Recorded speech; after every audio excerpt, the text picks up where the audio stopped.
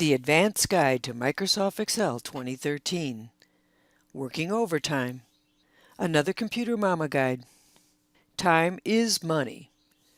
The Computer Mama gets paid by the hour, so I have to keep track of how long it takes to complete each task. The technical term is billable hours.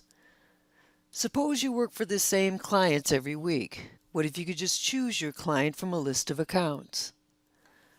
This has two benefits. The data entry is fast and it is spelled correctly.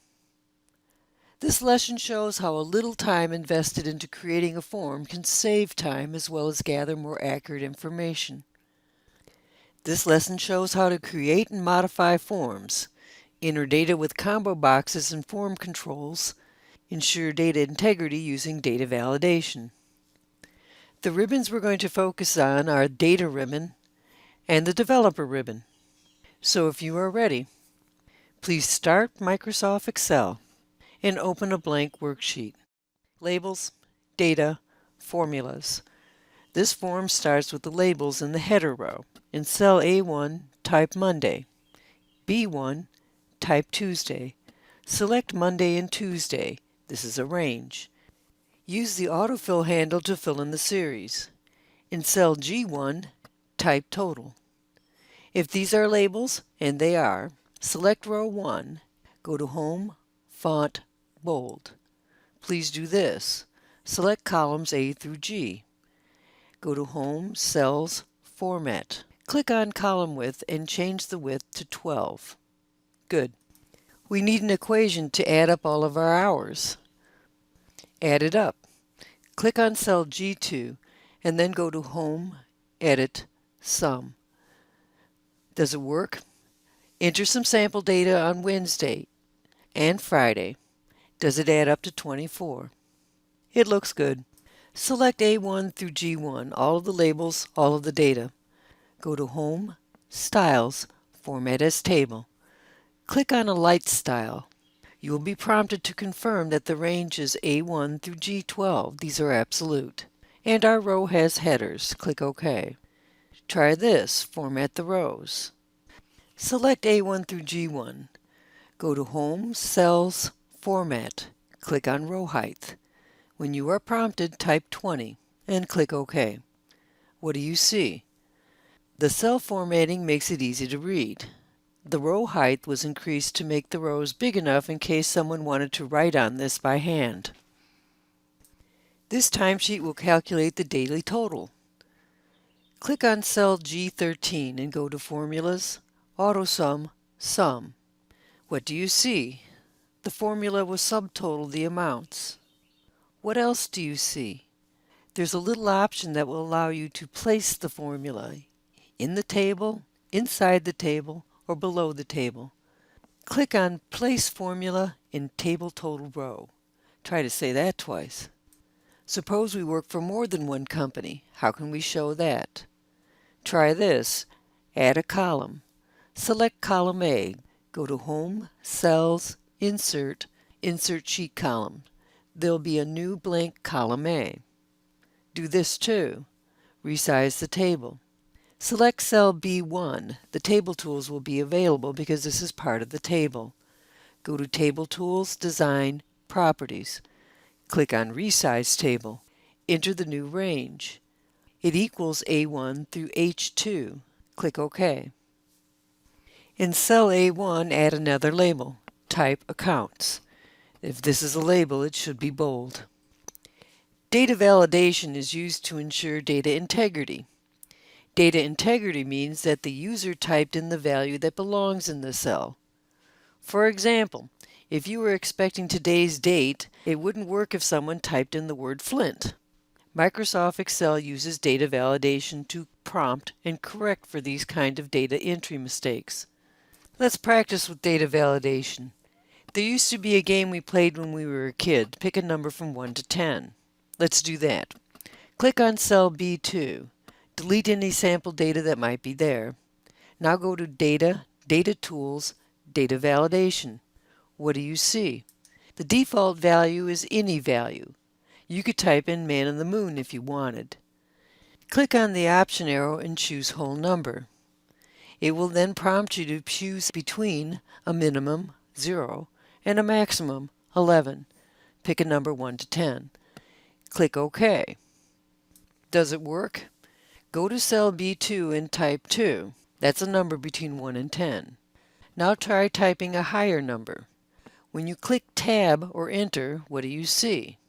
Well, it's a Microsoft error message that's completely accurate but not exactly clear.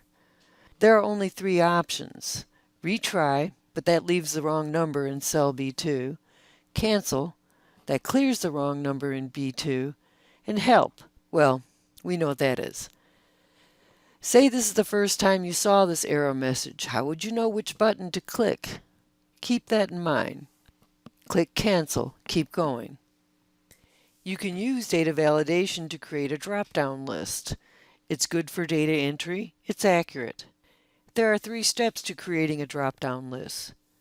Create the reference table, name the reference table, use the named range in the validation setting.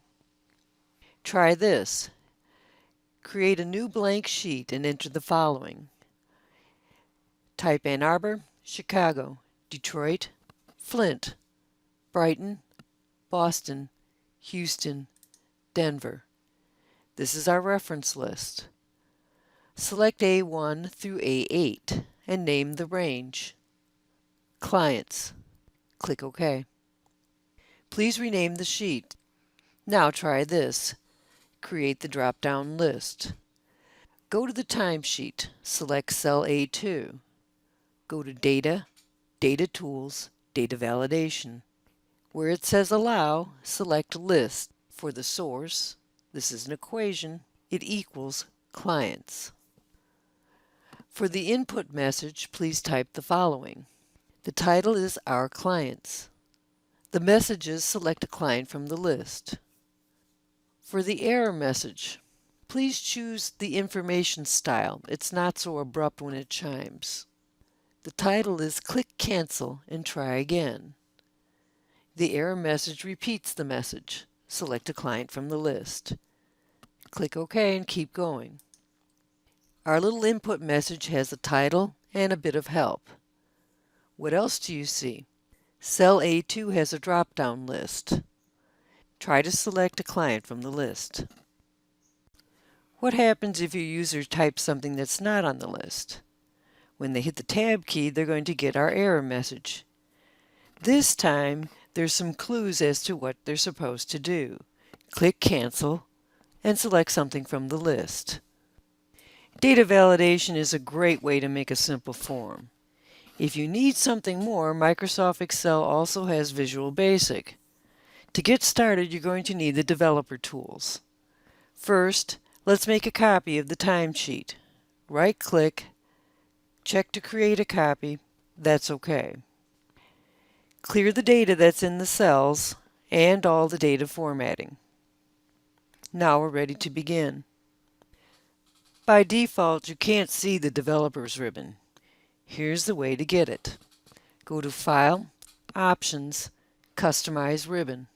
Look on the right-hand side. The Developers ribbon is there, but there is no check mark. Check it on. Click OK.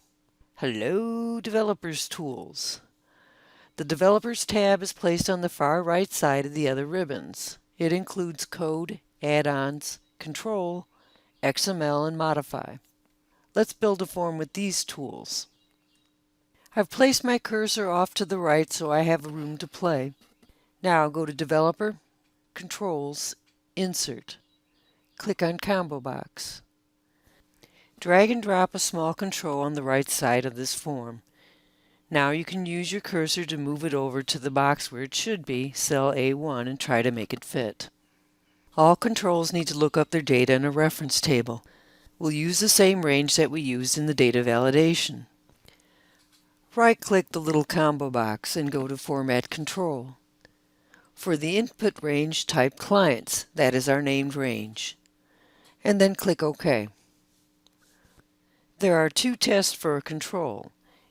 When you click on the down arrow, can you see the list and can you select something from the list? Please try it. Click on our combo box and choose a name from the list. Did it work? You would finish this form by copying and pasting that control to the rest of the cells.